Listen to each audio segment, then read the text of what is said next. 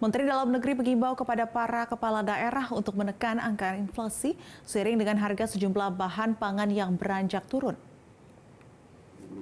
Hal ini disampaikan Mendagri Tito Karnavian dalam rapat koordinasi stok dan harga pangan yang diadakan Badan Pangan Nasional yang turut dihadiri kepala daerah secara langsung maupun daring.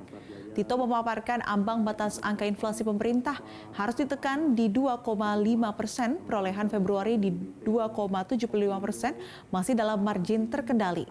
Meski demikian, Tito meminta agar kepala daerah tidak lengah dan terus berupaya menurunkan angka inflasi di tengah harga bahan pokok diproyeksikan turun.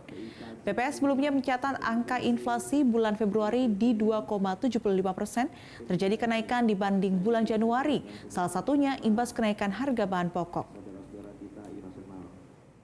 Tepuk tangan buat kita semua. Menteri Dalam 2,70% cukup baik. Meskipun ada peningkatan man-to-man dari bulan ke bulan, dari bulan Januari ke Februari naik ya sedikit 0,34%. Nah kemudian beberapa komoditas yang menjadi perhatian kita adalah beras, kemudian cabai, telur ayam ras, daging ayam ras, dan minyak goreng. Itu yang paling utama kita atensi, tapi setiap daerah berbeda-beda. Jelajahi cara baru mendapatkan informasi. Download Metro TV Extend sekarang.